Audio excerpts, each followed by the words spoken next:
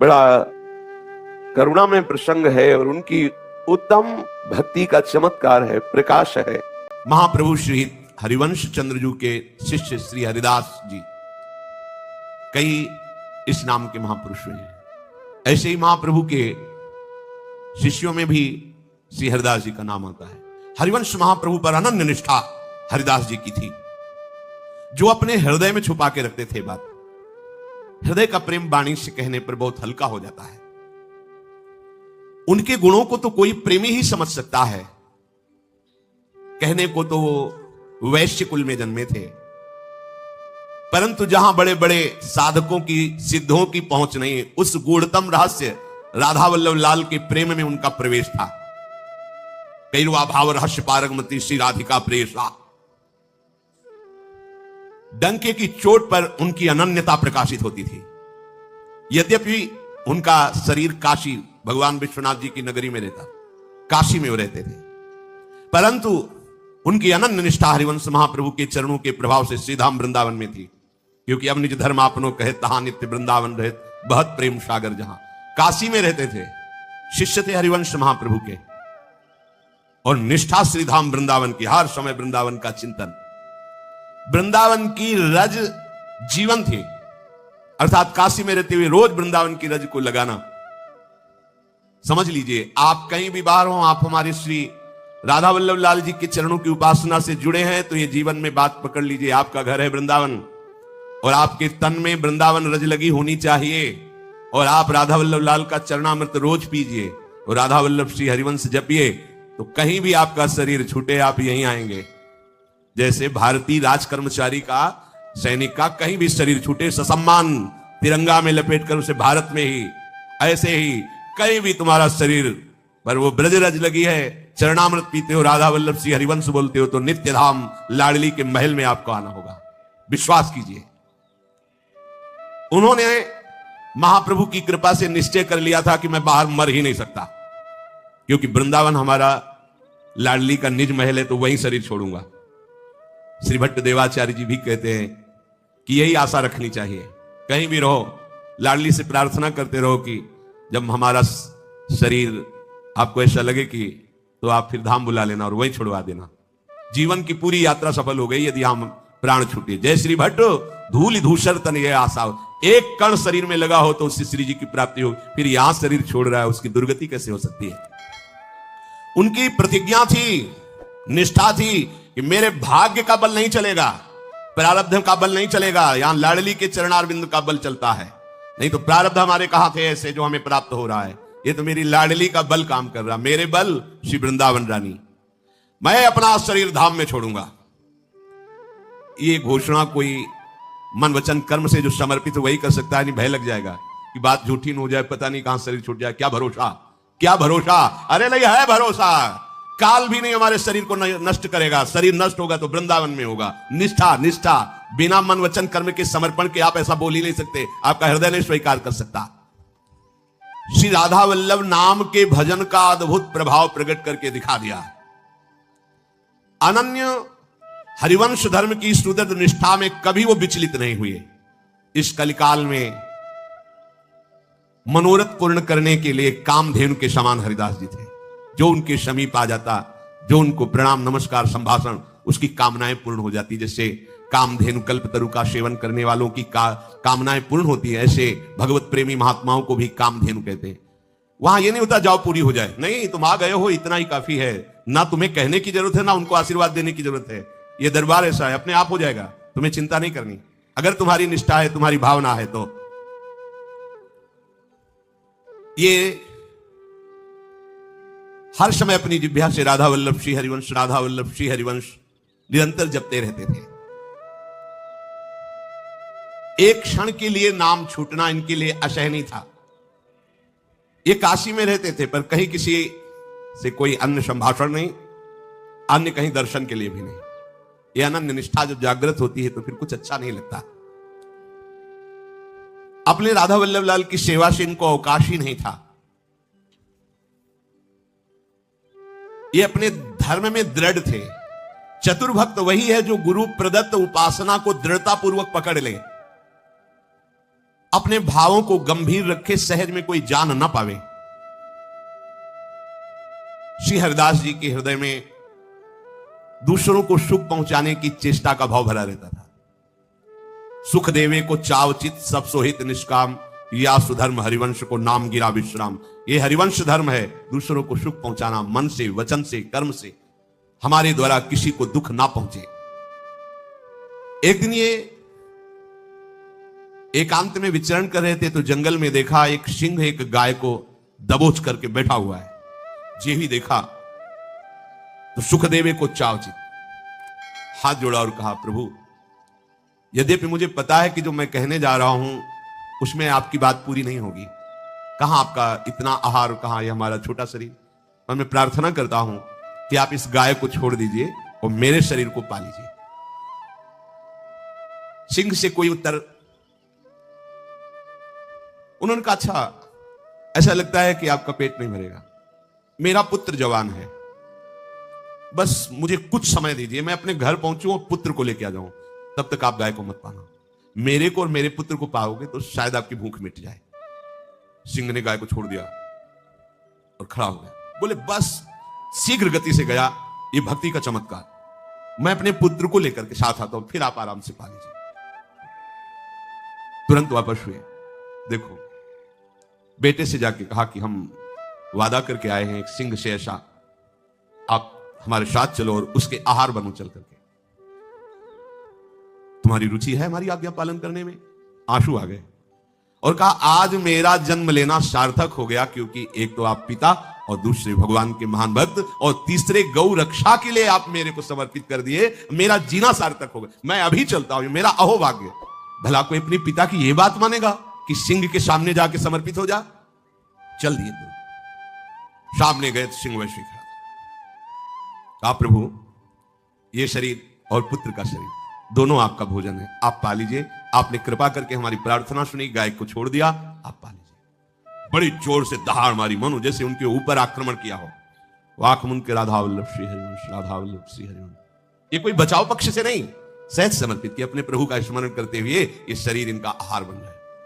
जब दहाड़ के बाद कोई शरीर में हलचल नहीं हुई सिंह के द्वारा करने पर, तो आंख खुलकर देखा सामने तो चतुर्भुज भगवान नारायण। उन्होंने कहा, जानते हो कि हमारे हृदय में कोई फर्क नहीं पड़ेगा, फिर ऐसी लीला क्यों कर रहे हो?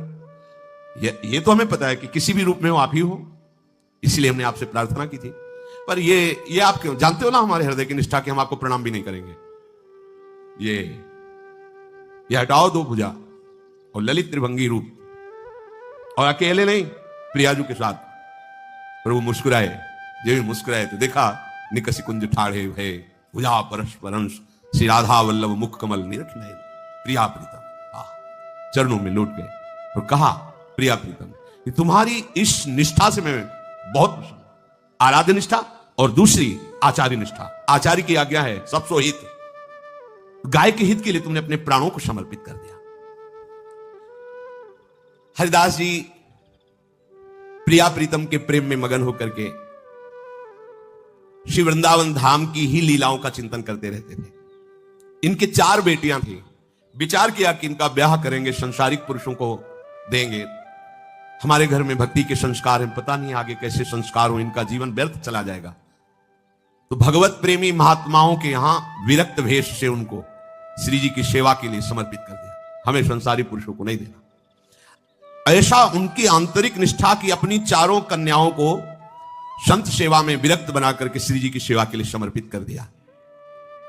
श्री हरिदास जी संतों में अपने राधा वल्लभ लाल को देखते थे, श्री हरिराम व्यास जी, जो भी महान भगवत प्रेमी जन हुए हैं।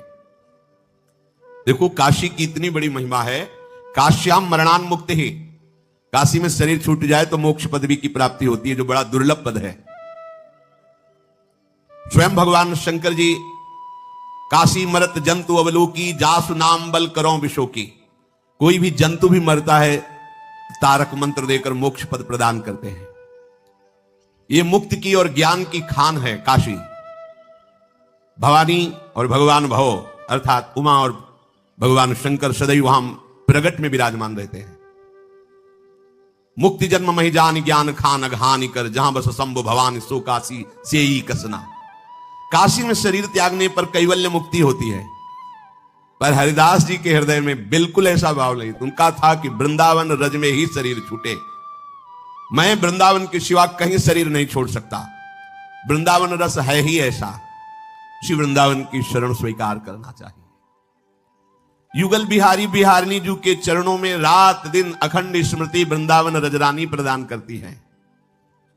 प्रेम पदार्थ अति दूर है बिनु से रज रूख, वृंदावन की रज का, वृंदावन के रसिकों का, लताओं का सेवन किए बिना प्रिया प्रीतम का अखंड स्मरण प्राप्त नहीं होता, क्योंकि अखंड स्मृति ही प्रेम है।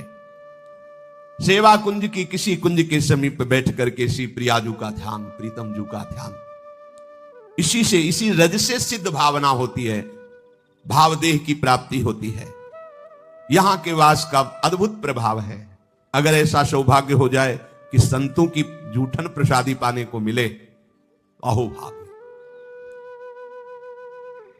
जब प्रियाजू को भोग लग गया और ऋषिक संत पा लिए और थोड़ा भी किनका मिल जाए तो उनका उच्चिष्ट ही माना जाता है। यमुना जी का आचमन, यमुना किनारे बैठकर पद सुनाना, मंत्र जप करना, अहो भाग्य। युगल सरकार का नाम रटते हुए, आंसू बहाते हुए वृंदावन की गलियों में घूमना, ये जीवन की परम सार्थकता है। श्री हरिदास जी के हृदय में वृंदावन के प्रति अमोघ निष्ठा थी। बस यही था, कभी ऐसा ना हो कि हमारा शरीर वृंदावन से अलग छूटे। चाहे लाखों कोस दूर हो, आप अगर वृंदावन निष्ठा है तो वृंदावन आपके नजदीक है, चिंता मत करना, क्योंकि चिदानंद धाम में कोई जड़ देश नहीं है। एक दिन हरिदास जी को लगा कि अब मेरे प्राण छूटने का समय आ रहा है। संकेत हो जाता है भगवत प्रेमियों को, महापुरुषों को, कि अब जाने का समय हो रहा है। उन्होंने तत्काल अपने प्रेमी जनों को बुलाया और कहा, मुझे वृंदावन ले चलो, मेरे शरीर छूटने का समय आ रहा है, मैं काशी में शरीर नहीं छोड़ूंगा। राधा वल्लभ श्री हरिवंश श्री वृंदावन श्री वनचंद, इस नाम का सब कीर्तन करते हुए मुझे वृंदावन ले चलो। ऐसा ही हुआ, सब कीर्तन करते हुए वृंदावन की तरफ उनको लेके चल दिए। प्रतिपल शरीर असमर्थ होता गया, तो आवती ही मघ माज छूटी गयो तन, पन साचो कियो श्याम बन प्रगट दिखायो है, आय दर्शन कियो इष्ट गुरु प्रेम भरि नेम, पर्यो पूरो जाए चीर घाट नहायो है, पाछे आए लोग शोक करत भरत, नैन बैन सब कही कही ताही दिन आयो है, भक्ति को प्रभाव या में भाव और आनो जिन, बिन हरि कृपा यह कैसे जात पायो है। काशी से उनके शरीर को जय जय राधा वल्लभ श्री हरिवंश श्री वृंदावन श्री वनचंद कीर्तन करते हुए ला रहे थे, तो रास्ते में ही देखा कि शरीर पूरा हो गया। काशी से निकलकर बीच रास्ते में जब विश्राम के लिए रुके तो देखा हरिदास जी का शरीर पूरा हो गया, शरीर छूट। अब तो सब लोग बड़े उदास की ऐसी निष्ठा थी कि वृंदावन में शरीर छोड़ेंगे, पर चलो वृंदावन तो ले ही चलते हैं। वो सब कीर्तन करते हुए वृंदावन के लिए चले, और जिस समय आज शरीर छूटा था उसी समय हरिदास जी चीर घाट में स्नान करके और राधा वल्लभ लाल जी के दर्शन कर रहे थे। श्री हरिदास जी ने राधा वल्लभ लाल जी के दर्शन किए और जितने प्रेमी जन, रसिक जन थे, सबको प्रणाम नमस्कार मिले। आ गए, हाँ बोले, काशी से चले थे, आ गए। आप सबके सप्रेम सबके साथ समाज में बैठे, जो पूर्व परंपरा से समाज चल रही, आज भी राधा वल्लभ जी को समय समय ऋतु के अनुसार, लीला के अनुसार पद सुनाए जाते हैं। अब जो समाज हुई, इसके बाद उन्होंने कहा कि अब हमारी जो अंतिम इच्छा थी कि हमारा शरीर इसी रज में पूरा हो, हमें लग रहा है राधा वल्लभ लाल जी हमें बुला रहे हैं। सबके बीच में इधर वो पूरा परिकर शव लेके आए और आके रोने लगे कि हरिदास जी की अंतिम इच्छा थी कि वृंदावन में शरीर छोड़े, उनका शरीर तो रास्ते में। वो कैसी बात करते हो, कल आए थे हरिदास जी, तो चीर घाट में स्नान किया, राधा वल्लभ जी के दर्शन किए, समाज के, फिर यहाँ प्राण छूटे। सौ तो ये है, वो तो यहां शरीर छोड़े हैं। बोले ये है राधा वल्लभ लाल की निष्ठा, चिदानंद बपू वृंदावन धाम की निष्ठा। एक क्षण के लिए भी अंतर नहीं पड़ा, यही श्री जी के दर्शन करके शरीर छोड़े। प्रगट में वो दिखाई दे रहा पांच भौतिक मायाकृत लीला। जैसे गोपीजनों को उनके पतियों ने रोक लिया, तो जो गोपीजन चली थी उनके पहले वो श्री कृष्ण के पास वहां मिली। गोपियों ने देखा होगा, वो गोपी तो श्री कृष्ण के समीप पहले से ही है। जो इसी जन्म में भगवदानंद की प्राप्ति करना चाहता है, उस उपासक को चाहिए अपनी अनन्य निष्ठा में रहे। ये अनन्य निष्ठा हरिदास जी की। एक बार संतों के साथ ये जगन्नाथपुरी में गए, साथ में अपने राधा वल्लभ लाल जी की सेवा पद्धति। देखो, कहीं भी जाओ अपनी सेवा पद्धति साथ रखो। अगर बड़ी सेवा पद्धति तो राधा नाम भी रखा जाता है साथ में। बड़ी सेवा पद्धति वहीं विराजमान कर दी, राधा नाम लेकर के, जहां भी बिना सेवा के नहीं, छोटा सा राधा नाम संपूर्ण सेवा है। वो अपने राधा वल्लभ लाल जी को लेके जगन्नाथपुरी गए थे संतों के साथ। अपने ठाकुर जी को जो भोग लगाते थे वही पाते थे अन्न में, अन्य प्रसाद जो मिलता माथे पे रख करके। प्रभु जगन्नाथ जगदीश हैं, जगन्नाथ का भात और जगत पसारे हाथ। इनकी भक्ति और इनकी निष्ठा से सब परिचित थे। बड़े प्रभावशाली ये संत हैं, भक्त हैं। इस भाव से जगन्नाथ जी का प्रसाद समर्पित किया गया, पर इन्होंने प्रणाम किया और लिया नहीं। तो जगन्नाथ जी के जो सेवक थे वो बिगड़े। ये क्या है? जगन्नाथ जी के प्रसाद को आप,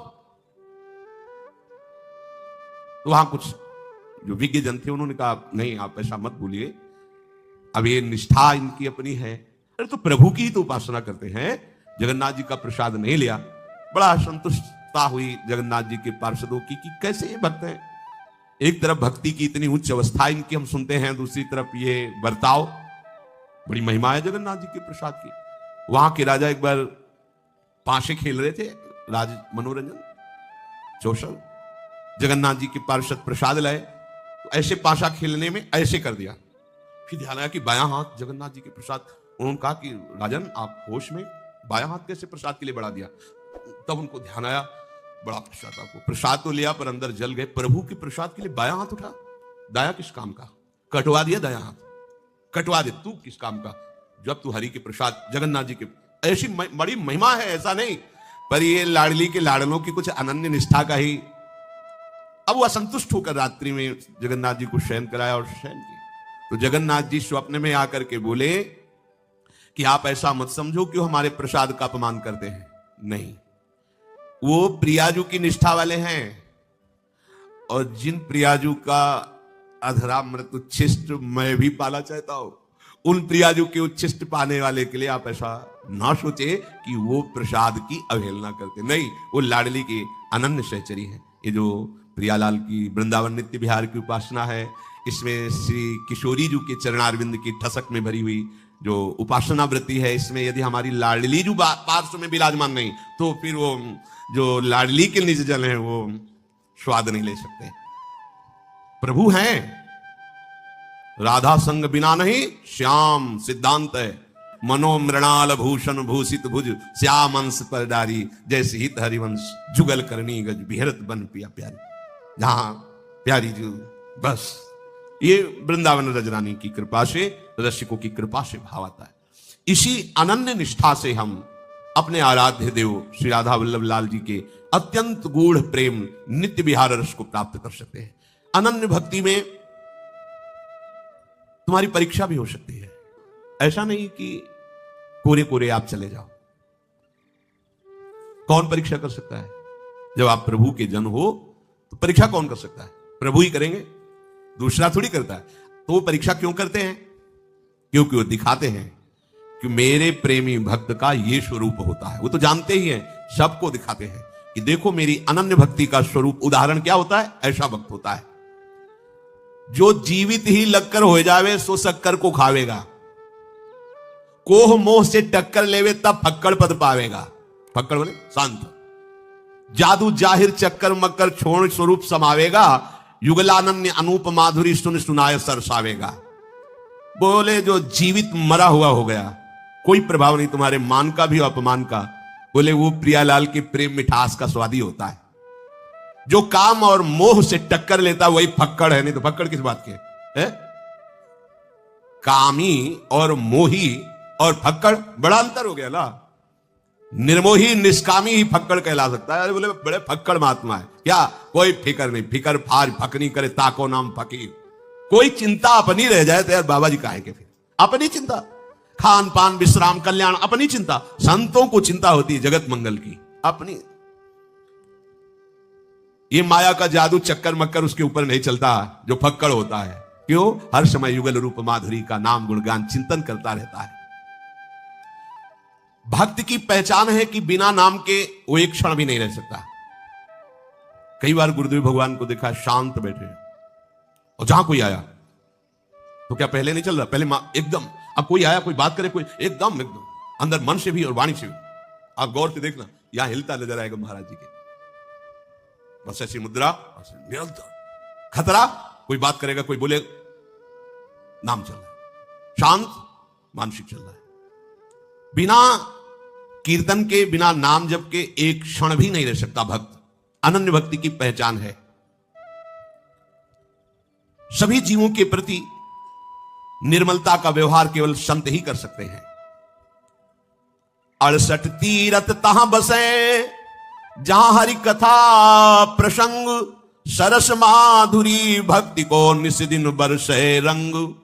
पापी सुने न हरि कथा, ऊंघे कहे उठ जाए, परसा अवगुण उर धरे, सुने न फिर पछताए। कलयुग केवल कीर्तन करनो बरनो वेद, सरस माधुरी हरि मिले सतगुरु दीन हो भेद। 68 तीर्थ वहां वास करते जहां भगवान की चर्चा होती है, जहां नाम कीर्तन होता है।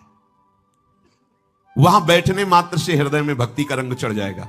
जहां अखंड नाम कीर्तन, भगवत चर्चा, भगवत गुणगान, वहां के परमाणु भक्ति, ये धाम ही वैसे ही महामहिम, यहां भक्ति नृत्यति, और फिर नाम कीर्तन भगवत चर्चा, तो फिर क्या कहना है। बोले ऐसी जगह जाकर के जो पापी जन हैं उन पर भी कृपा होती है, वो पहुंच जाते हैं कृपा से, पर वहां जाने पर दो बातें होती हैं। सो गए, ध्यान रखना किस लाइन में बैठना चाहते हो आप देख लो। पापी सुने न हरि कथा, ऊंघे कहे उठ जाए। पूरी कथा निकल गई, पता ही नहीं चला कि क्या प्रसंग था। परसाओ गुण उर धरे, सुने न फिर पछताए। ऐसा भगवान ने बनाया ही है गुण और दोष से मिश्रित। तो अगर आप अवगुण देखना चाहोगे तो भरपूर मिलेंगे, और गुण देखना चाहोगे तो भरपूर मिलेंगे, और भाव से भगवत दर्शन करना चाहोगे तो भरपूर मिलेंगे। जाकी रही भावना जैसी, प्रभु मूर्ति देखी तिन तैसी। आप जिस भावना से देखोगे आपको मिलेगा, क्योंकि आपकी दृष्टि ही सृष्टि है। आप जैसा देखना चाहोगे वैसा आपको दिखाई देगा। तो जो केवल नाम कीर्तन और भगवत चर्चा सुनता रहता है, उसने सदगुरु के भेद को जान लिया। सदगुरु ने जो उपासना का भेद वो जान गया। नाम जपना, नाम कीर्तन और भगवत गुणगान, ये समर्थ भगवत प्राप्ति के लिए है। यथा चतुर्भी कनकम परीक्षते, निघर्षण छेदन तापताडनैः, तथा चतुर्भी पुरुषा परीक्षते श्रुतेन शीलेन कुलेन कर्मणा। कसौटी पर कसने, काटने, तपाने और पीटने से खरे सोने की और निखार वृत्ति आती है। ऐसे ही किस प्रकार की विद्या का जागरण हुआ है इसके हृदय में, कैसा ये जितेंद्रिय है, शील आचरण कैसा है, किस कोटि का है, ये परीक्षा से ही जाना जाता है। एक बार श्री संत दर्शन और भक्ति महिमा का प्रचार करने के लिए श्री राघवदास जी नाम के एक महात्मा भ्रमण कर रहे थे। तो एक थे धनी मानी, भक्त स्वभाव के थे, उन्होंने उनको रोका। वो साधुओं को बहुत अच्छे अच्छे पदार्थ पवाते थे, बड़ी सेवा करते थे, पर वो बिना परीक्षा लिए किसी भी संत पर श्रद्धा नहीं करते थे। खवाएंगे पियाएंगे सब करेंगे, पर परीक्षा। ऐसे राघवदास जी को बड़े आदर से ठहराया। एक कीर्तनिया थे, कीर्तन करते थे, भगवत जस गाते थे, लोक में विचरण करते थे। सुंदर भोजन पवाया, सुंदर शयन की व्यवस्था की, और फिर अपनी स्त्री से का श्रृंगार करके जाओ, इनके चरण दबाओ जाके। वो पूर्ण श्रृंगार करके राघवदास जी के पास गई और कहा क्या हो तो चरण दबा दें। तो उन्होंने अस्वीकार कर दिया, आवश्यकता नहीं है। तो उनका पति भी, वो जो भगत थे, वो आ गए, विनम्रता पूर्वक कहने लगे कि हम जैसे गृहस्थों को पावन करने के लिए आप जैसे संत भगवान पधारते हैं, तो हमारी रुचि है, हमें बड़ा सुख होगा यदि हमारी पत्नी पैर दबाए और आप दबवा लें। तो अगर आप मेरी सेवा स्वीकार नहीं करेंगे तो मैं समझूंगा कि मैं बड़ा अभागा हूं और मैं संतों का कृपा पात्र नहीं हूं। और आंखों में आंसू भर लिया पति ने। संतों के हृदय बड़ा कोमल होता है। उनका नहीं नहीं, आप दुख मत पाओ, यदि आपको सुख मिलता है दबा लीजिए। उनकी पत्नी चरण दबाने लगी और आप अपने प्रभु का ध्यान करते हुए समाधिस्थ हो गए, निद्रा समाधि स्थिति। वो 12-1 बजे तक दबाती रही, वहां कोई फर्क नहीं, चली गई। भगत जी ने आप पैर पकड़कर कहा कि आप कुछ दिन रुकिए, ठीक है।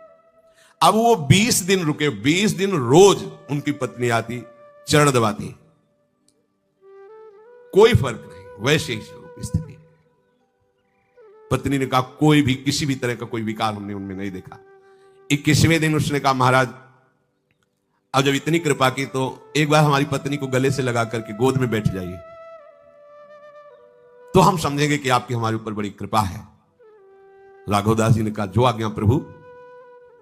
भाव किया, हे जगन माता अम्बा, आप ही सब स्त्री रूपों में, कहा मां, और ऐसे गले से लग गए और गोद में बैठ गए। वो भगत चरणों में गिर बोले महाराज ये हम सब परीक्षा के लिए कर रहे थे कि आपके अंदर काम विकार आता है कि नहीं आता है। उन्होंने कहा देखो ये तुम बहुत गलत करते हो, अगर जरा सी भी कहीं तुम्हारे अंदर दोष दृष्टि हो गई, सब किया कराए तुम्हारा मिट्टी हो जाएगा। तुम ऐसा अवसर ही क्यों देते हो? नहीं, सेवा करो, दूर शयन कराओ। हो सकता है कोई जितेंद्री ना हो और वो साधन पथ पे अभी चला है, अगर वो जरा भी हरकत कर देगा तो आपकी साधुओं पर निष्ठा। ऐसा थोड़ी कि सब सिद्ध होते हैं।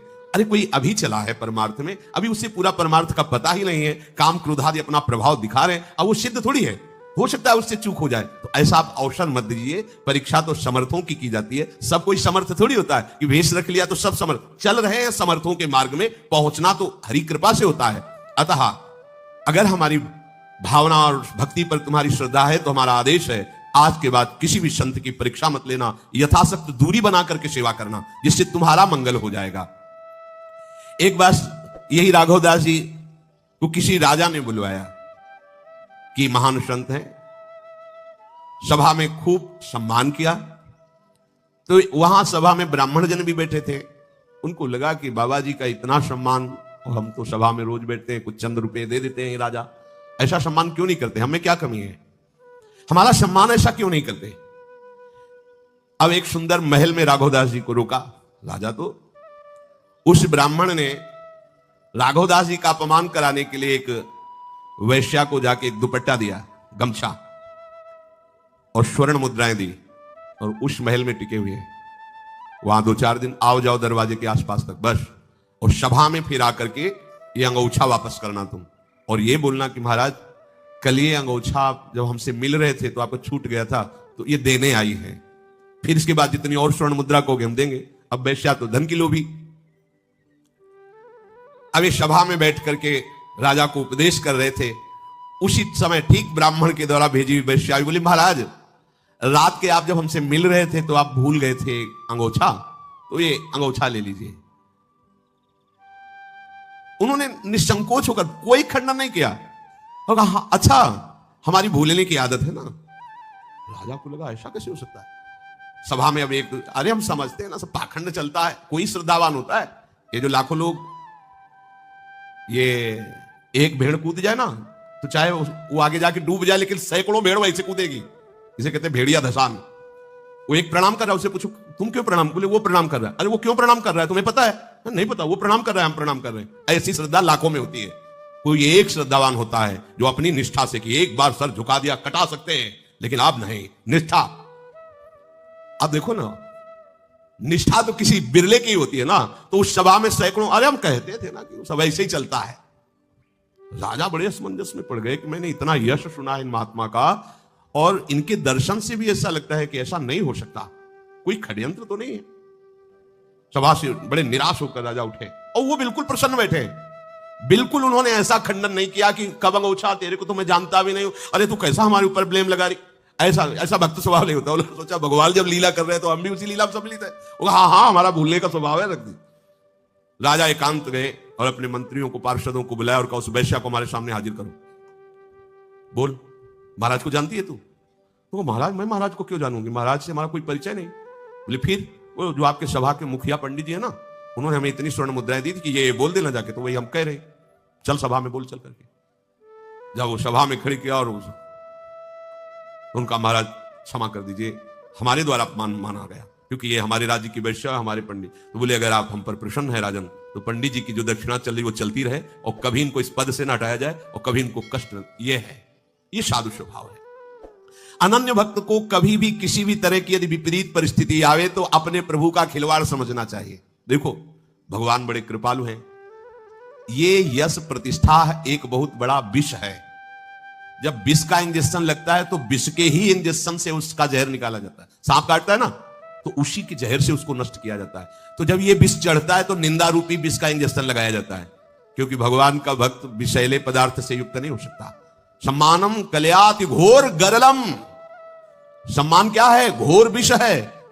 तो अब एक जहरीला इंजेक्शन लगता है, फिर तैयार रहना। जिसको ये नशा चढ़ रहा हो कि हमारा बड़ा यश हो रहा है, बहुत प्रणाम, बहुत नमस्कार, तो एक इंजेक्शन स्पेशल तैयार किया जा रहा है। पहले से तैयार रहना, आएगा, आ रहा है, लग रहा है, लगेगा। जैसे एक लगा, बोले तो कम क्षमता वाला है, अभी कुछ फर्क नहीं पड़ा, बोले और भरो, डबल करो, उसे डबल क्षमता का लगाओ। आप देखो विष को उतारने के लिए जैसे विष, ऐसे संतों की जीवनी पढ़ के देख लो। अपमान रूपी जहर का इंजेक्शन दिया जाता है मान रूपी जहर को हटाने के लिए, क्योंकि जब तक मान रहता है तब तक भगवत साक्षात्कार नहीं होता। निर्मान अमोहा जित संग दोषा, मान रहित मोह रहित ही, संग दोष रहित ही द्वंद्व पर विजय प्राप्त करने वाला, कामनाओं का त्यागी, आत्मस्वरूप में स्थित महापुरुष ही जीवन मुक्त परमहंस है, अनन्य भक्त है। इसलिए निरंतर नाम जप करते हुए, किसी से भी किसी भी तरह का द्वेष आदि ना करते हुए अपने प्रियालाल के चरणों में इसी जन्म में हमें प्राप्त करना है, ऐसी निष्ठा रखिए। श्री राधा वल्लभ लाल की।